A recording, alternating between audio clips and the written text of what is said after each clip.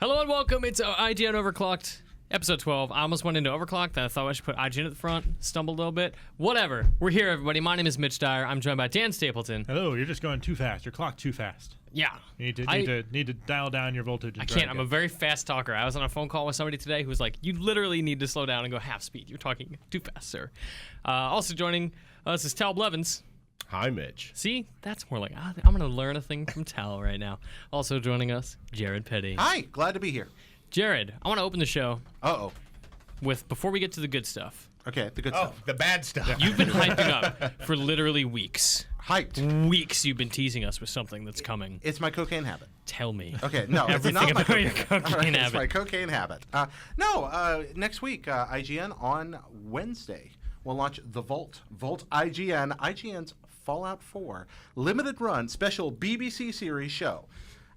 So what we're doing with this is getting IGN's Fallout heads together, and we're going to talk about everything, all things Fallout. We're going to talk through our playthroughs. We're going to interface with you folks who are playing the game at the same time. You can contact us right now at Vault_IGN on Twitter, and let us know what you want us to talk about in the very first episode. That's right, Vault_IGN at Twitter. What's that URL? Yes, what's that URL? That number again is That number 1-800. again. Or you can send it to my tweet, my Twitter, Jared, or any other way that you have to reach us normally. But yeah, we're going to talk about Fallout every week, and we're going to talk with you about Fallout every week. That is super exciting. Yeah, we want to hear your stories. That's going to be a big part of it. We want people to send their stories in to us, and as they get the game. Of course, these first couple of weeks, that's not going to be possible. Sure. But we're all going to be playing along. The people who are playing are to try to play different tracks and talk about the different things that can happen. And we're going to follow this through until people are tired of playing Fallout. Is this some sort of upcoming game? Fallout I'm 4? unfamiliar, yeah. This Fallout, it is the sequel to Wasteland. That I know. Yeah. Spiritual successor to it. Yeah, exactly. No, Fallout 4. It's the Vault, and you'll be able to see it next Wednesday right here on IGN. That was marvelously done. Yeah. So. Dan Stapleton, I want to Yes, talk sir. to you a little bit about Batman Arkham Knight. The Batman? Months ago, Batman. when we first started doing this show, Arkham Knight launched pretty recently around the same time we started doing Overclocked, and it was a nightmare. It was just a disaster situation for people who wanted to play Arkham Knight on PC. It is back on Steam this week. It lives. Yeah, they put it back up for sale. That was a pretty much unprecedented situation where they 4 months off Steam. had. I mean, if you bought it, you still had it the whole time. But they put out patches. I think they just put out like the third patch to fix the dire state it was in. But if you bought it and didn't ask for a refund, you had it this whole time and still had access to it. But now you can buy it again. It's back on sale for $50. Warner and Rocksteady are offering an interesting. Yeah, I've got that package. promotional copy here. Yeah. So they said on the Steam forum, we'll be giving away free in all caps, digital copies of games from the Batman Arkham Library. This means we'll be giving away copies of Batman Arkham Asylum Game of the Year, Batman Arkham City Game of the Year, Batman Arkham Origins, no Game of the Year, and Batman Arkham Origins Blackgate. Not Game of the Sadly not. The Batman Arkham Library of Games will be given to everyone who's already purchased or will purchase Batman Arkham Knight for PC prior to midnight Pacific, November 16th, 2015.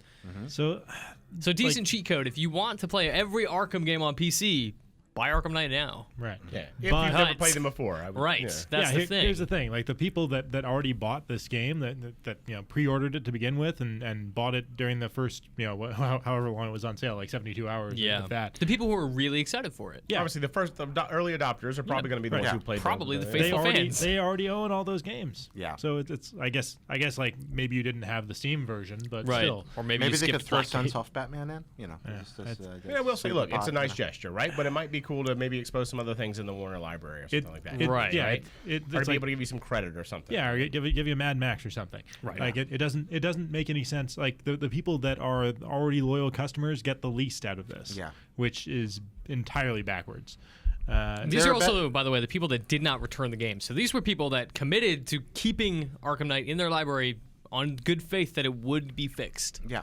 It might Well, be better. still people who are buying it though. Still, it's Yeah. it's still I- got it's- until it's- what is it, November 6th? You said or 14th. 14th. 16th. November 16th, 16th. So it is better than nothing, but it's not ideal. Yeah, I think it's a pretty weak mix. There are better ways to make nice. I think about what Nintendo did with the 3DS Ambassador program. What was that? 10 games? Yeah. From different platforms, Right, right? Like from you got all your over the NES, place. your Game Boy games, your Game Boy Advance, And lots I- and lots of good stuff. And Ubisoft has had bad launches where they've given away a whole free game. Like yeah, and a new game too. EA did the same thing with SimCity. They gave away a free game. there's you could do better. I think. Free copy of Half-Life 3. Yeah, coming your way. Never. Yeah. So and there are a couple of other minor incentives. Yeah, so Rocksteady will be creating the new Community Challenge Pack that will be given free to owners of Arkham Knight in January 2016. As a thanks to the Steam community, PC players will have access to these maps a week before they hit consoles. It'd be nice if maybe they had something like all the DLC that's coming out or something. Right, and that's the thing, is something like that, right? Give me something. Give me the season pass in the future. for free. Right. Give me all of this stuff that I would love to have been playing for the past 4 months with the different vehicle skins and the Barbara mission and the upcoming like Nightwing stuff, like all that stuff. I feel like if you had, it would have looked so good if Rocksteady and WB had said like, yeah, you know what, this was a big deal, and you deserve this. Yeah, and we sound like a bunch of grumpy pants, I realize here, but they shipped a broken game. Yes. And that's not good. Yeah. You got to make that right. I'm sure we sound like a bunch of grumpy people, except for the people who got screwed by this. Not only shipped a broken game, actually literally pulled it off, right? Yeah. Like pulled it down. And I do commend them for doing that. No, but I'm saying, I mean, that's how broken it was. Right. They actually had to own up to it, admit it, and say, we're not even going to let anybody buy this. Early anymore. access games don't even do that. Yeah. So we should talk about like how the condition it's in now. So clearly it's all fixed. Everything's perfect now, it's right? It's not entirely. I mean, it's way better. I've played about half an hour of it so far, so it's my experience is not all encompassing. Sure. But from what I played, like it's significantly better. Like obviously now you can play at 60 frames a second. It's no longer capped at 30, and they had there was a workaround, but they're like, oh, don't do that, it'll break things. Great. Yeah. But yeah, it's you can play at uncapped frame rates now, which is a big improvement. That's nice. It's running much more smoothly for me now. I actually haven't gotten to drive around the city yet because the save game I have is at a point where you can't really do that, and I just have to play through more of it. I have to get through that airship section. Mm-hmm. Okay. So it's. But it is as long running. As you don't have to do more Joker races, Dan. It's fine. Riddler races. I mean Riddler races. Yeah. But yeah, it is running much more smoothly for me. I'm running it on a GTX 780 Ti in there. Okay. Although it could definitely be better optimized in terms of the amount of texture memory it takes. I can't max it out on that card because it takes too much texture memory. Wow. Although it does look great even when, on high settings instead of ultra everything. Yeah. So it's in pretty good shape. Steam reviews seem to really mirror a lot of the stuff you're saying too. But I like in that half an hour I played. Dan wrote them all. Every single one. In the half an hour I played, I did run across just a couple of cosmetic glitches. I had a guy just kind of in a cutscene. I had a guy seem to walk up an invisible step and then immediately back down. He's walking across and goes up, down. Gotham's a weird place, Dan. Yeah, and then I also, in those scenes where you're talking to Alfred on your hollow gauntlet, and you've got the hand to the ear talking to him, and you can kind of walk around slowly. I got stuck on geometry during that, which wasn't a big deal because I just couldn't move while I wasn't really able to do anything anyway. Right. And as soon as that scene ended, I could move, but it's like, okay, that's two glitches in half an hour, and neither of them were affected gameplay, but it's noticeable. So it's definitely not polished to a sheen. Mm-hmm. Although one thing I did appreciate is they now have better PC icons for when you're playing with mouse and keyboard.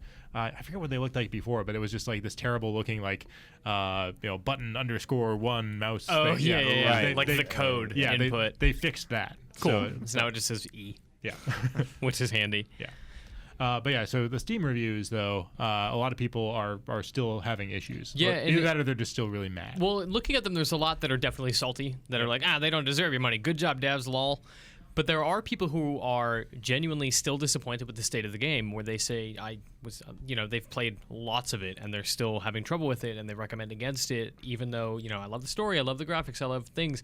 It's still not functioning in an appropriate way. Yeah, I mean, some people are still having stutter problems. Some people are just having general performance issues. It could, and some people were reporting crashes. Like one of them was saying they had like 4 crashes in an hour. Right. It didn't crash on me. So it's not like this thing is going to crash on your machine. But yeah, I mean, this is some people. Definitely, there are others who are having a positive experience. Yeah, and there are definitely, like with virtually every game, there are people that. On PC, like you just sometimes the configuration just isn't going to work. We all know that pain. Right. We have all been there. So I still can't play like half-minute hero or whatever it is. You just can't get it because to it's run. like I can Not- run it on my shoes. It's the most low-intensity game, but I just can't run it because of something in my rig. You have those that's Back to the Future shoes? Yeah. Still better than those DOS days when you had to like make your own boot disk and try to get squeeze. I was so happy when I got like 633K out of my boot disk. I was like, yes, finally that's I am opened a up. I god. can play almost anything. EMS, XMS, Mem Maker. Yeah. And hitting F5 every 2 minutes to make sure you didn't lose any progress when it invariably crashed. But anyway, we expect better out of games these days. Yeah, standards are higher. I thought I had something else I wanted to ask you, but maybe not. That or it just drifted Who out is of the my Arkham mind. Knight? Who is the Arkham Knight? You've had 4 months to avoid spoilers. Hope you managed. Yeah. Bruce Wayne is the Arkham Knight. Spoilers. Oh, just going back to That the was a original. nice one. Just going back to the original point of this mea culpa make good giveaway. I think that despite the game still having issues, and despite that it's not a great makeup for fans who got Arkham Knight day one, it's pretty awesome if you've never played Arkham Knight and you want to get a bunch of free Batman games. Like $50 for all of those games is incredible. Yep. that's So true. Man, those games are worth paying $50 for Arkham Knight if you're going to get all of them for free. That's If great. you haven't followed the Batman saga and you haven't been a fan so far and you didn't buy it on day By one, the time you play get it through now. all of those Yeah. games, No, should absolutely. probably be in good It's a shape. lot of good games in there. Pretty good time to opt in. Yeah. Yes. And the first 3 games, it looks fantastic on PC. But, like those games next to the old gen console versions, just it's night and day. Oh yeah, Arkham Asylum. Night with a K. Yeah, I was saying Arkham Night and Day. I can't flip the table. I tried. There is no Arkham Night Day. You're strong. I believe it. Thanks, Jared. No problem. Jared, you've been playing a little bit of Telltale's Minecraft game, correct? I have the first part. Yeah, I played episode 1, and by a little bit, I completed the first episode. Okay, episode 2 came out. It was like a surprise launch. Yeah, this it's like, week. Have you had a I- chance yet? No, I haven't done that Okay. yet. Just one. So, one. Tales from the Borderlands just finished, and I was super excited by that, even though I wasn't a Borderlands fan. Did you guys play it at all? Which one? Oh, Borderlands. I did not. I have not. I've installed it, downloaded it, and installed it a couple nights ago, and I plan to play it. God, it's like it's one of those things where I recommend it to everybody, regardless of what they think of Borderlands. And it's like you get so much out of this story because the characters are so good. Yeah. Do they accomplish the same thing with Minecraft? Yeah, I think so. I don't think you have to play Minecraft at all to enjoy this game. It really, this is... My take on this is kind of Telltale's way of doing storytelling without having to worry about too much IP to associate. Right. Minecraft does not have a lot of deep lore. It's about iconography Sure. mostly. Yeah, of course. And so they have to have those icons, and they use them in clever, funny ways. This is mostly their chance to tell, and they've been completely transparent about this, kind of an 80s adventure buddy movie. I mean, that's what they're going for. They're going for Goonies. They're going for Ghostbusters. They're going for that kind of vibe, kind of what we would think of now as hard PG. Back before you had PG-13, when PG movies were a little kind of goofier and edgier. Not that that's like edgy Minecraft. No, it's not like It's not dark gritty. Minecraft world. No, it's funny. It's cute. Do they have a talking pig? Please tell me no, they have the a pig talking doesn't pig. talk. Oh, But really? honestly, Funny. I'm glad the pig doesn't talk. That's good. Like at first, I wanted him to talk too, but the pig is. They already had a talking pig in one of their games. The pig is named Ruben. He's my favorite character. And He sounds delicious. yeah, he is. But Ruben the pig's pretty great. He has a little cosplay outfit he wears to the con, and it's very adorable. Yeah, they did a good job with it. I mean, it's Telltale. They know how to tell a good story and write dialogue. There are some chuckle moments. There's some laugh out loud moments. It's absolutely solid.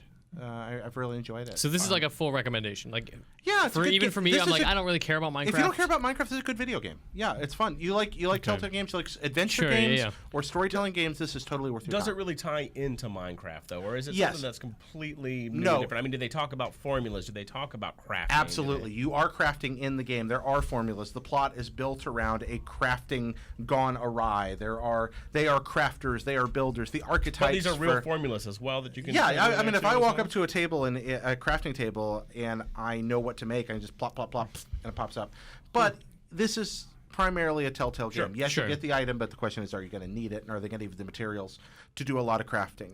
But yeah, if you know and like Minecraft, the nods are everywhere. I mean, it's a ball. And it's not perfect. There are a lot of places you can like, well, I think that could have been done this way.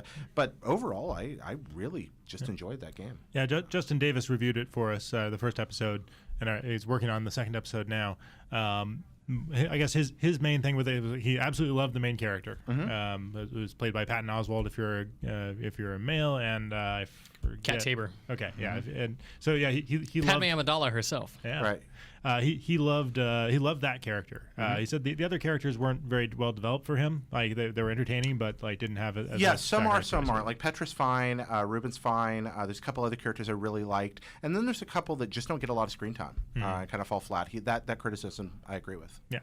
This is the first Telltale series in a while where I just don't feel the need to play it right away, and I'm totally happy to wait till it's done and just crank through it all, which I know a lot of people now are doing with Borderlands, but I played one episode of Borderlands and was totally hooked. Yeah. And I kind of don't like that feeling anymore. The like being No, this is not your vibrant, dramatic thing. This is kind of your cute, vibrant thing. I just- like it's I'm a different so- kind of. Let me say for those for the Telltale games too, those episodes you can finish easily in one sitting, and almost I want to do a couple in one sitting. Yeah, too, yeah, right? yeah. Like it's about 3 or 4 hours of gameplay for 2 episodes. You know, you get about an hour and a half. I or just 2 don't like hours being beholden most. to like an unpredictable release schedule of an episodic series. Yeah. Like Yeah. the whole reason episodic is great as a concept is that it's consistent.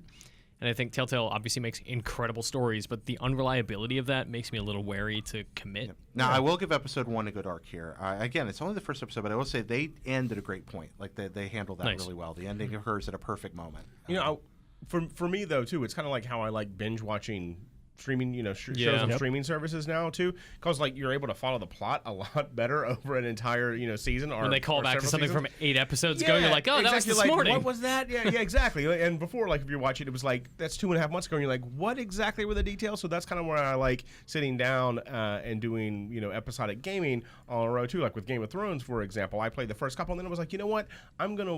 I finished those.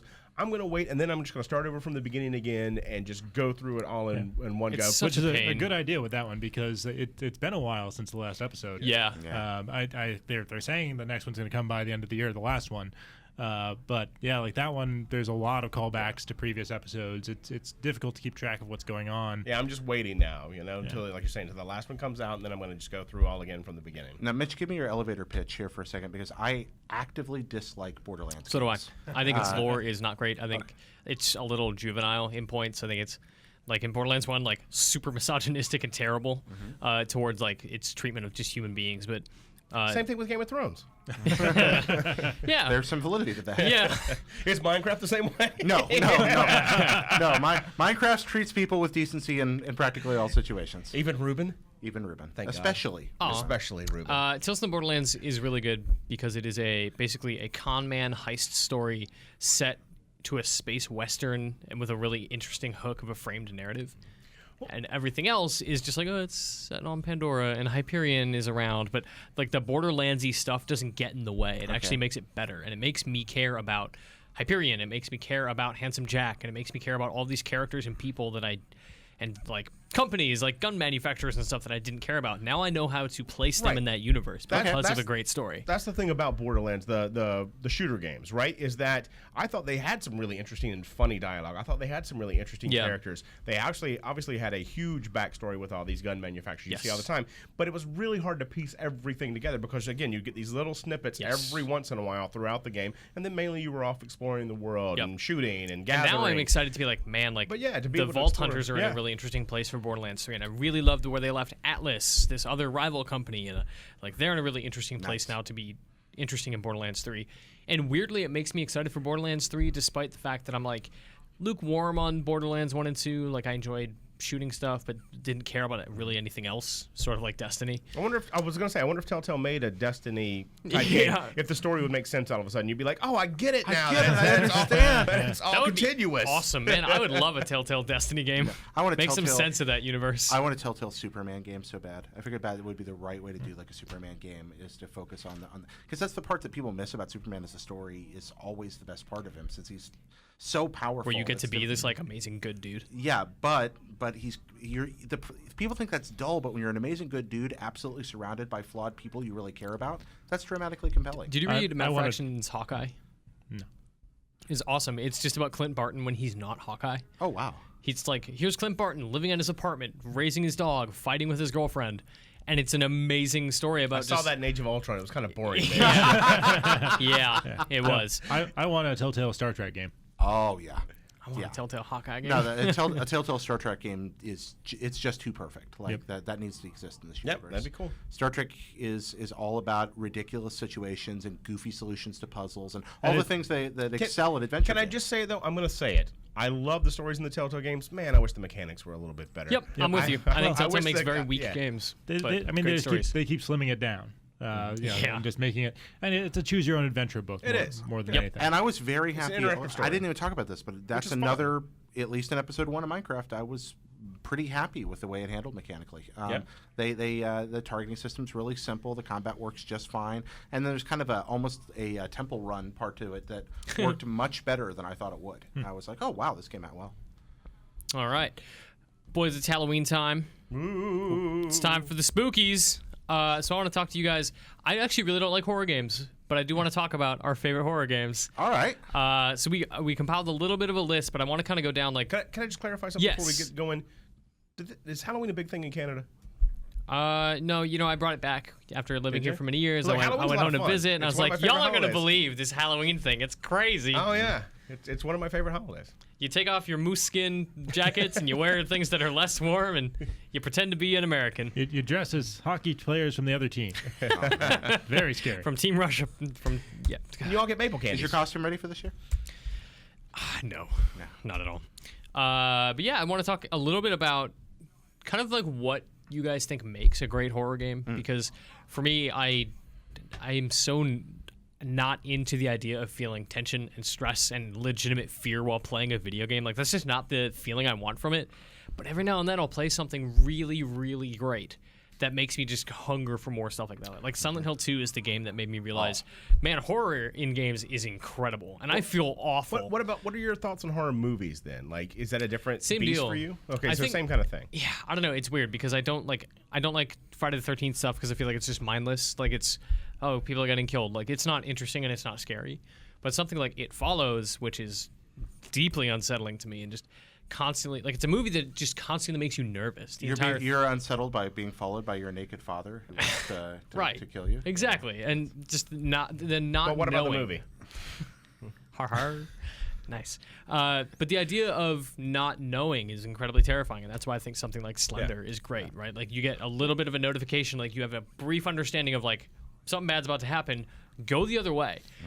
That idea is just haunting to me, and it makes me super uncomfortable. But it's effective, and it's good So at what it's doing. my thoughts are kind of similar to yours in both movies and games. Is that what I think makes a really good horror game or a good horror movie is atmosphere, right? And being able to, and the story is super important to horror. And I'm not a huge fan of Friday the 13th. I like the campy value of it, quite, Sure. figuratively and literally, I guess. The sitting, being at the camp. But I got it. hey yo. Oh, everybody just didn't laugh because it was. Oh, thank you. I'll be here all night. But I do think, to be able to make something that,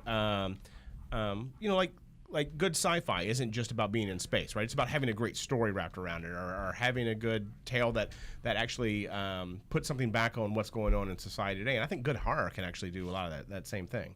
I think there are three elements that go along with that. I want to go first back to what Mitch said about Silent Hill 2. And to steal something from, I think it was Scott Sharkey said years ago, maybe Jen Frank, a game that makes you uncomfortable with your own sexuality is terrifying. Interesting. Silent Every Hill game for 2 me. is largely about making, you are literally like walking through just giant vaginas. You are finding out about your role, your place in a marriage and in a broken relationship. And you're fighting nurses that, their faces are all messed up, but their bodies are still kind of shapely and they writhe around on the floor. And there's, of course, the whole Blue Velvet, Pyramid Head scene. And Yep. it's all about being uncomfortable with your own sexuality. That is a frightening thing. That's one thing I think makes a great horror game because it's interactive. It can fool with you, just like It Follows. It gets inside you someplace in one of your great kind of almost universal human insecurities. Second is something where, like, dread, and again, I think I'm stealing this from one up, an old show, is an active element in the gameplay, like where dread is keeping you from playing well. That's another good element. Yeah. And then Like finally, when you freak out playing Alien Exactly, Isolation, you're just like, I you're jumped afraid to and I walk was afraid. forward because you're freaking out. Yeah, Yeah. it's actually interfering with how well you play. I remember playing Resident Evil 2 when I was a kid, and literally like throwing the controller up in the air, screaming, and dying because I dropped it from a jump scare. Finally, humor. I think humor works wonderfully, wonderfully well in horror because the line between like screaming and laughing is really Yeah. really close. Well, you need levity to kind of accentuate something that's deeply So I think, scary. Like Wes Craven is very much in that vein, and I think he does some great stuff. Clive Barker does some of that stuff. too. Edgar Wright, John Carpenter. Yeah, I mean, Edgar Wright, think about just about every Edgar Wright quote-unquote horror movie. When it gets scary, you love these people already because Yeah. they made you laugh. Do you know in The Thing, talking to people from Norway, having some Norwegian friends, in The Thing, if you speak Norwegian, the plot of the movie is given away right at the beginning. I do think Is that true? was, oh yeah, That's they super basically funny. they go to the Norwegian base and they basically say there's some weird alien creature out here. Beware, everybody! You should get out of here. And then they just then Isn't the guy like when the dead. dog runs up to the guy, the Norwegian guy shouting like, "That's not a dog, that's an alien creature that can look like something anything." yeah, in Norwegian. exactly. Yeah. That's So pretty super much, funny. if you're Yeah. Norwegian, the plot of the movie right when you start. So I think that was kind of a nod at humor too, right? Because I agree, John Carpenter does kind of play around with things like that. Oh, yeah. I think another thing for me too that kind of falls in the category of horror are games like. Clive Barker's Undying did it really well. I thought PT did it really well, but it's kind of a sense of insanity, right? Like things change slightly, and your brain knows it shouldn't actually have changed, but it's not necessarily a huge scare or anything like that. Like you walk by a painting and it's different than you walk by it the first time you Yeah. walk by, and you come back and you're like, wait a second, I could have sworn it was like that. And then again, you come back a little bit later and it's even a little different. You're like, what is going on? It's like the layout of the I literally mannequins feel in like I'm going Condemned. crazy. Yeah. Yeah, exactly. Like you turn and you look back and it's like And they're Blank in slightly- Doctor yeah. Who, and it's like they're closer. What is happening? Yeah. Right? And this doesn't. BioShock did that too, Yeah. right? Yeah. Right. And stepping out of the PC realm, Eternal Darkness did that so well. Yeah, I mean, what a that- great game. It is deleting your save file. It's just like, do you remember that, the whole blue screen of death? That's real one? fear. But Yeah. but the kind of stuff that your brain knows that things should happen in a certain way, but then your expectations are totally changed. Yes. And that is scary as hell to me, And again, PT did that where you would go, wait, that picture had something different in there. That clock was different, and then of course it had some scares in the bathroom too, through the door, some jump scares. But too. beyond the video- just a little twinges. I'm not a big horror game guy, but the one that kind of sticks out to me as being like my most memorable horror game is probably the original Fear, which yeah. And they played around a lot with that They too, did. like Elma coming up, can't Alma handle coming up, weird yeah. little tickle me kids. Elma. Yeah. Yeah, like the way they kind of separated out like the actual people that you're fighting. Like most of the things you fight in that game are just clones. Yeah. Toward Very the end, straightforward shooter kind of stuff. yeah, but- toward the end, there's some supernatural things, but they're not very scary. The things that are scary in that game are the kind of mind tricks it plays on Yeah. you. Having Alma pop up. Like there's one place in particular where it's like you come to a ladder, a ladder going down. I know exactly what you're talking about. Yeah. So you look down. It's like, okay, I'll climb down there. So the animation of you climbing down the ladder is you turn around like you would face the ladder and climb down, and then you turn around and almost right there. Yeah. Oh my and it's like, holy crap. No thanks. But all the things that are scary in that game can't actually hurt you. Right, Which they're is just scary. Yeah. It's Which frightening. I really like how that worked. Now, there's two others that come to mind there. Another good hallmark of a lot of good horror is sound design. A good horror game, you think about something like Enemy Zero, where you've got an invisible foe, and all you can do is hear them on the sensor. Amnesia is really good about that too, right? Like the Exactly, yeah. water thing. Oh, gosh, I forgot about Where it's that. all sound? Oh. And so, yeah, sound design is really important. Especially if you're and then, wearing headphones. Like and- sometimes playing those games, I just have to take the headphones off. I'm like, I can't deal with this anymore. Oh, like, System Shock 2 with headphones, no one should ever do. Like, that's just not okay. No. Because System Shock is more cyberpunky. System Shock 2 is a legit horror game. And genuinely frightening in places. I mean, Shodan's scary as all, and the fact that it gets all weird and biological. But that game had, for its time, I remember, pretty frightening sound design. But another one, a convergence of sound design, and then something else you can pull off is inserting horror into a non-horror game. Which can be the most frightening thing in a game of all because you don't know what's coming. My favorite example of that would be Minecraft. Because Minecraft is a game about tedium and the mundane in a lot of ways. Comfortable tedium. I'm down there, I'm doing my mine, I'm building my stuff, I'm crafting my thing. Until ... And then just kink, tink, tink, and a wall bursts open and I hear and spiders come pouring out at my face when I'm just doing my little mining and I didn't hear them. I have screamed in the middle of the night playing Minecraft and woken my wife up because I'll get lazy and you hear that screaming, that in the wall behind you. It's like, what? And Downey is dark. And going, I like that too. Because of the atmosphere, one of the scariest horror games I ever played wasn't actually a horror game. It was Gone Home. Because I was waiting for something horrible to happen in that game. Yep. I was like, oh my God, when's the jump scare coming? When's it going to turn out to be supernatural? And I don't think that's accidental. I think there is absolutely. Steve I think they did a great Gaynor, job. who made that game at Fulbright, he talked openly about this is not a horror game. There's no ghosts. There's no threats. Nothing bad will ever happen to you. But there is something really consciously, deliberately unsettling about being in a dark home. There's an option when you play it. Rainstorm. That's And empty. And you can make it an option open all doors and turn on all lights. Yeah. So that you just don't have that anxiety of what's going to happen when I turn on this light. Well, again, I think it has to do with that playing with expectations. Yeah. Well, as they right? do 3 things with that too. I mean, one of my favorite games of the last few years. They do some, first you've got the weird stuff. If you don't know it's not a horror game, you got to find the pentagram in the closet, right. or you go into that one room with they do the spring-loaded cat thing, and the light bulb bursts out in that, that's in that right. little crawl space full of weird cryptic notes. So they fool with you there. And they talk about the Ouija board. Right, And exactly. Yeah. Then they pull out to There's the lots next of, step where there's occultist stuff. then there's the fact that there was Which is what teens do, right? You find the legacy of abuse and potential Yeah. suicide or drug abuse and other That things just got dark. right, that are there in the story, hidden, and when you encounter them, it's not unsettling. And finally, this one of the reasons I think Gone Home is brilliant, and this is possibly the most truly horrifying moment I've ever experienced in a video game, was playing Gone Home, and Gone Home's house is designed in such a way you can approach it almost any way you want, and I think that's part of the brilliance. Is there's no scripted stuff. It's just, hey, you come in from a different angle. The story's going to unfold in a different way, but it all still makes sense. I walked into a closet and found the button to open a secret passage about 5 minutes into Gone Home, completely by accident, which meant great. I played from the basement and worked my way up. Because of that, I found the book that the son had written that the father rejected in the basement very early on, instead of doing it the other way around, which I think a lot of people did. So I find this book, and the father's, he's so proud, but his father has said to him, this is trash. You can do better. And you find that 2 hours later, I've almost forgotten about it.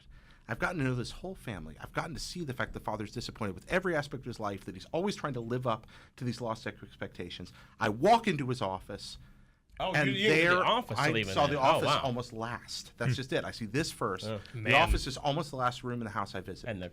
And over up his there, yeah. desk, it just says, "You can do better," in huge handwritten letters. And I almost felt sick. I did feel sick. I was like, this guy has been living his whole life hearing that echo in his head, and the tragedy of everything I'd found just came crashing down. I don't know if I'm doing this justice, but man, that screwed with me in a way no game ever has. That's really fascinating. Yeah, I think just the atmosphere of that game alone is what made that so great. To me, I was expecting, even after playing that whole game through, I was expecting something horrible to happen when I opened up the attic, right? I was still waiting for that horror. I was still waiting for that scare, right? Was expecting a bad thing. Yeah, it was so smart. They designed really well designed. So you guys didn't find the body? Damn it, Dan. Now there's the weird hidden cat video you can find. Is that true? Oh yeah, there's a the video diaries. Yeah. There's one that's entirely just cats, and if you put it in, it's cats going meow meow meow meow meow meow Oh, yeah, meow no, I saw meow that meow one. meow. Yeah. It's the most Steve Gaynor thing I've ever heard in my life. Let's move on. It Not is very scary, but yes. almost Little scary. November, or is November, depending on when you're listening to this, which means October has come to a close. And there were some good vidgies that came out in October, and we're doing this thing now. This is now our second month in a row. We did it, everybody. I want to talk about our favorite PC games of the month. What is the single, you only get one, no cheating. What is the single best game you played this month? Oh wow. New Rebel release. Galaxy. Rebel Galaxy. Yep. I still need to play that. Yeah, it's real good. So your review is up. We've talked about Rebel Galaxy on the show a few times, but I keep talking. the idea of a Yeah, Han I'm gonna Solo move on. exploration style, space simmy kind of thing sounds great. How long did you play for? I think my clock on Steam says about 25 or 26 hours. Okay. But some of that is all tab time. Yeah, sure, of course. So let's say roughly 20 hours. And would you ever go back to it? Do you yeah. feel like there's more to be mined out of it? Literally, there's I want I'm to so go. disappointed with myself. Yeah, I do. I thought you would set him up for that. Yeah. Oh, I would never do that. You can go through and be a focus on mining. You can go through and I want to focus on being a pirate. Yeah. This is like an elite type game, right? Yeah. Something on that school of design. Yeah. Okay. So it's open world. Go So go where you are want to do what you you having want. fun with it, Dan? Oh yeah, absolutely. See, I tried to set him up for that one too, by being a pirate. Yeah. I'm going to recommend the Beginner's Guide, even though I think it's having gotten some distance from the Beginner's Guide. Last time we talked about it, I think Marty and I spoiled the vast majority of that game.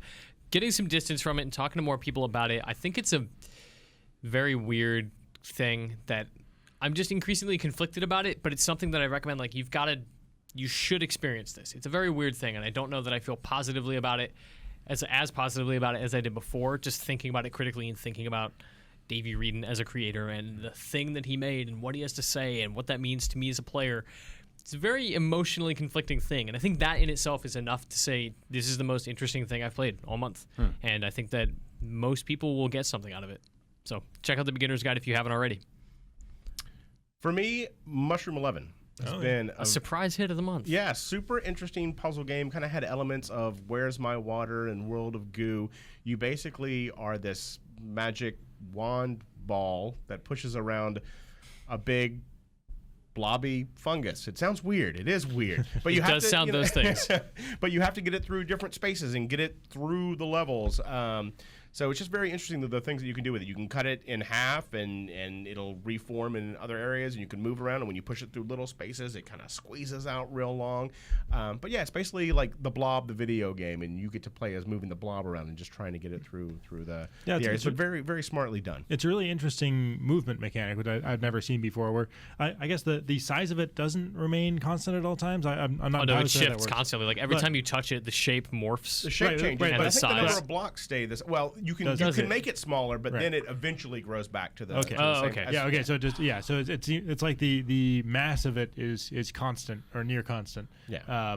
But the act of moving it is like destroying part of it, and then it regrows opposite to that. Exactly. Got it. Exactly. Okay. Yeah. And so you it's can very you can interesting. literally, you can do it where you're moving a big hunk of it at once, or you can be very careful and shape things very finely, like almost sculpting it to get into to different areas. It's really interesting. And it's a puzzle, game. 2D puzzle platformer in a way. But yeah, a very unique concept. Chloe Rad reviewed that for us, and she really liked She it. loved that Mushroom game. 11. It's Mushroom 11. I gotta try this out. Jared, you've got the most interesting pick of the month, just without a doubt. And I'm really interested to hear more because I just installed this, and I'm really excited to check it out. And I want to know how accessible. Okay, is this RPG game. Maker MV. Yes. First off, have you fooled around with RPG Maker games before? Yes. Okay, then so have you fooled around with VX Ace, the previous one? No. Okay, so this is a. Okay, again, I'm still early on. Until you've made a full game in this, it's going to be hard to give it a total assessment. And to be clear, here, this is literally not a video game. Like no, you this are, is a video game maker. Yes. RPG Maker has a long and illustrious career. Long ago, many people were stealing it back when it was only available in Japanese, and people were doing fan translations and making great games with it. And then Enterbrain, instead of being a bunch of jerks and suing people, were like, "Hey, people that speak English want to buy this. Let's sell it," and that worked out. So hooray! And so this is the 600th iteration of RPG Maker. But it's a welcome change in several different fronts. First, and very importantly, they upped the resolution because low resolution has been one of the problems with RPG Maker for a while. It is still relatively low, but you can do some higher resolution graphics than you did before. Please forgive my voice. Sorry about this. Falling apart. He's falling apart, everybody. Yeah, falling apart. We're There we losing him. are. He's Yep, choking sorry up about over that. this RPG. So, Maker. first, I'm choking up over it. So first, that feature's added. Higher resolution, which has been something people added more. I've heard that with scripting, we're going to finally be able to do correct 16:9. I haven't got it working yet, but I'm pretty sure it's going to. Second, it is more intuitively laid out than other RPG players I've used before. I really like the interface on this one. Everything is where I think it ought to be. Everything there's a little less kludginess built into it than there was in Ace. Third, it is optimized for making now Windows games and HTML5 games and Mac games and potentially iOS and Android games, which is a new feature. So it's adding things like a star pathfinding for your mouse. So, click on a spot and a person will walk there. Exactly. That wasn't there before. That's a really big deal because I think potentially mobile platforms are a really great place to play RPG Maker type games where somebody's just done a passion project and you want to try it out and you got a few hours there on your iPad, go for it. I like RPGs on the go. It's great to be able to see, the progression of that kind of game experience where they're actually putting tools that are even fun to work with. Like, we've seen Super Mario Maker come out recently, which is the same thing, but Neverwinter Nights, making your own modules. And even back in the day, I used to play like Pinball Construction Set or Racing Destruction Set, like all those construction set things. Like just the ability to have your own ideas and be able to make things and then send them out to people to be able to play. It's just it's very fulfilling. I think I'd be right at home with RPG Maker. I've used it for a long, long time. Making games is kind of a hobby. I never show them to anybody. I'm like that guy that writes books and doesn't let people read them. I've got Twine games. I just you- never yeah, tell exactly. anybody You about. can have Twine. I love you can Twine. do Twine's better. incredible. Oh, guys, use Twine is my game of the month. Yeah, Twine is Twine in Form 7. So fickle. Twine in Form 7 is a great way to make games. Game Maker, frankly, is quite powerful if you learn the way around it. Need to learn a little more, but yeah. Yeah, and RPG Maker you can do a lot with. It's only good for making certain kinds of games, but don't forget that To the Moon. You guys play To the Moon? Yeah. That was made in RPG Maker. Forgot about that. I was going to yeah. ask about the flexibility of what you can do with it, but If you're willing to fool with the scripting, you can do quite a bit. People have built tactical engines for it. Nice. Also, it has a plug-in system. Problem is, it's brand new. It's going to be a little while before there are any plugins because they're community created. But once those come out, people can make tactical RPG engines, then all kinds of things that stretch the boundaries. But fundamentally, this is for you if you want to go back and make your Final Fantasy 13 2D top-down to SNES version. If you want to make Dragon Quest 12, if you want that's what this is built around. It does all, and they put back in the first or third person battle thing again. I'm really happy about that as well. There's just a lot of little tweaks, and again, that's been what I've had fun with is fooling around with MV. nice. I think that's it. I think we did it. Should we do our most anticipated game of November, or is it just Fallout? I mean, everybody can say Fallout, right? Yeah, right. Like, Is that 4 orders of Fallout 4? Is that what I hear? yeah. Speaking of Fallout 4, don't miss Jared's new show, The Vault, Never on heard of it. IGN. Coming heard to IGN. It is Next week. Wednesday. Next Wednesday, you will be able to find it. Thank you very much. Of course. It'd be awesome. What else? You'll have plenty to talk about. I think we're don't a little think bit there'll to be talk about. any lack of topics. Yeah, that'll pre-release week, and we'll be talking about going in. And then as we get into the game again, we're hoping to get a lot of help from our audience on the topics that we cover. This is the first Fallout game I've been like really excited for. Really? Fallout 3 never clicked with me. New Vegas, I was super into for like 10 hours, and then I just was like, nah, I'm good. You should. I mean, if you like old school isometric RPGs, I tried playing Fallout 2, and it's same thing. And like, I don't know what it is, but I got Gotcha. a few hours in, and then just sort of lost interest. did you play Wasteland 2? No. It's really good. Heard it's awesome. Yeah, it is good. But Fallout 4, I'm like, this is the one. I feel it. This is going to be the one that hooks me. So I'm really, really excited to play it. Do you like dogs? Of course. There you That's go. the only reason I'm excited. Let's be honest. We just got the achievement list on IGN, and just looking at some of the things like join the Minutemen. I'm like, I could be a Minuteman. I don't even know what that is, I but want I'm a in. powder horn. Like, I'm really excited. Yeah, so Jared's got that going on. What else I do you love have you, Jared. coming in the next couple weeks? Anything you want to talk about? Well, Pimp? I don't have a lot to pimp out here except the Fallout 4 wiki. The moment that arrives, my life is over for the Goodbye. next 6 weeks. Yeah, Just doing that's- Fallout wikis and Fallout podcasts. Fallout wikis and Fallout podcasts, and that will be what I do 7 days a week for a month and a half. Yeah, that's going to be what it's up to. I have to say too, just looking at November as well. It's not out on PC yet, but it will be in November. Is Assassin's Creed Syndicate, and Yes, of course. I'm having a lot of fun with that. I know we talked a little Yep. bit about it last week, but really got into playing it this past week, and I've really been enjoying that. Nice.